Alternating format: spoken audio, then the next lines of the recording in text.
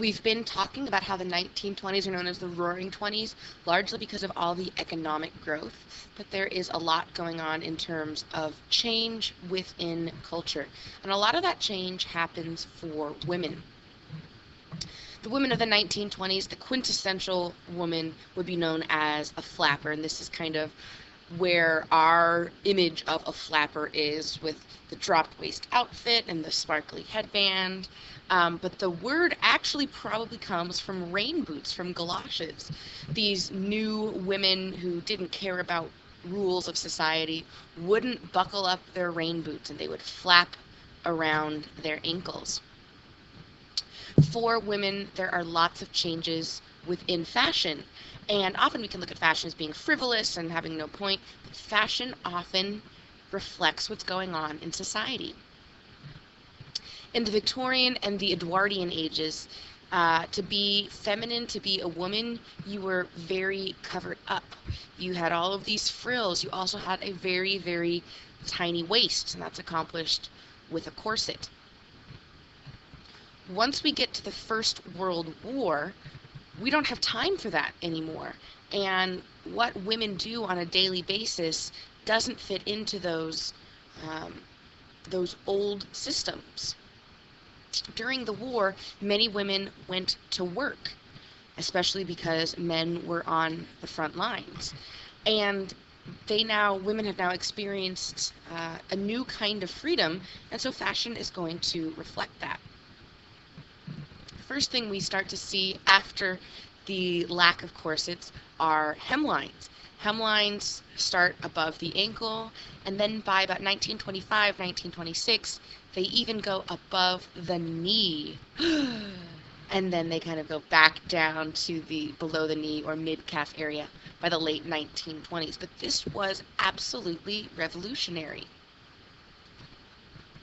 Another change with particularly women's fashion is that it is accessible. Before this time, the high fashion looks were only accessible to the very wealthy, those who could travel to London or Paris. But now, with new magazines showing off these styles, women across the country could see these new looks. Now, they might not be able to afford these looks, but they can recreate them. Another way that they're going to see these looks, you see in the last magazine, their photoplay, is in the movies. And so the movie star becomes a new kind of celebrity. We've got Coco Chanel, who probably is the most iconic fashion designer from the 1920s. This might be how you think of Chanel, as being very fancy with lots of pearls. It's a very proper French design company. But Chanel herself was much more into a relaxed look. She would wear these sort of striped men's shirts and these wide-leg trousers that people thought looked like pajamas. And at the time, this was seen as very masculine, but she's going to borrow it for women's fashion. So the idea of wearing these blousy pants, which we see happening in fashion today, the idea of wearing a t-shirt or a sweater, you didn't wear knitwear like that on a regular basis. Maybe if you just played a game of tennis, but you wouldn't wear it on a regular basis. She's demonstrating that short hair. But probably what we see the most in our culture today is the suntan. She was French, and she would spend her vacation time down on the French Riviera. Now, for all of the 1800s and early 1900s, women wanted to have very pale skin. That shows that they aren't having to work out in the fields. But she popularizes having a tan, and that it makes you look healthy, and that it makes you look thinner. So we clearly are part of that legacy today. In some sense, Chanel also represents a little bit of androgyny. Androgyny meaning not quite female, not quite male. This would be the extreme. This is Marlene Dietrich, famous German-American actress, where women are dressing exactly like men. But that wouldn't really have gone on for most regular American women. This 1920s breed of androgyny means that women don't have to have that corseted look in order to be women. So here we see a woman in a very simple dress, not a lot of frills, no corset. It is very straight lines. You can see that here too. This is the new feminine, rather than these extreme curves which had existed in the 1800s and early 1900s. Another thing is you look at their shoes. On the first picture, she is wearing just a regular heel, and in the second picture they all have straps across the top of their feet. While that is done for fashion, it's also done for dancing so that your shoes don't fly off in these newfangled dances.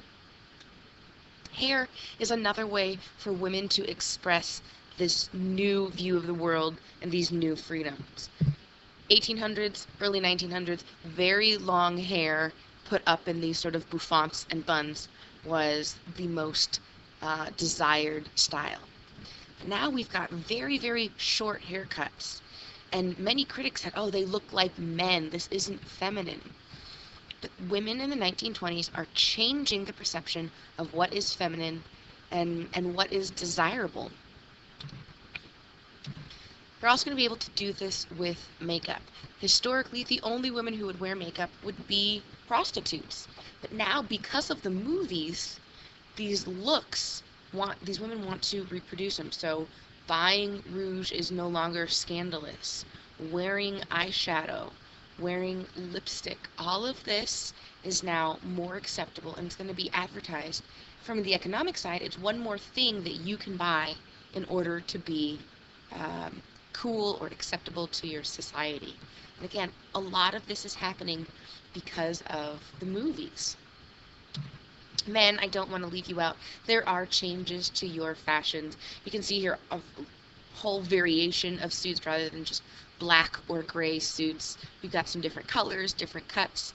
And this is, again, there are new areas of culture. We don't all have to be just at work or at home. We are now out in society, we're socializing, and part of that is sports. These guys are very dapper. They are wearing these paper bag pants, or what we would call knickers, and they're also, I love the guy third from the left, socks match his sweater.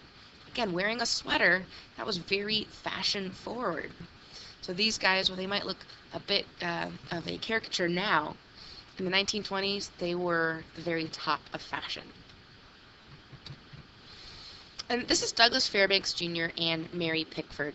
They were Hollywood actors in the silent movies, and they are showing quintessential 1920s fashion. They both have hats, so hats are still very common. But you can see in his dress, his suit is not matching. He is wearing a coat that is different from his pants. And this would have been done in the sporting world, but now it's been brought into everyday fashion, so we call it a sports coat. You can see in Mary Pickford's outfit, very simple, streamlined cut of the skirt. Just for these movie stars, one movie star I want you to know about is Clara Bow. She was known as the It Girl. She was one of the most famous movie stars of the silent era. And she was a sex symbol. You can see even her hair is not controlled like many of the other pictures. I showed you in the picture on the right, oh my goodness, she is barely covered up.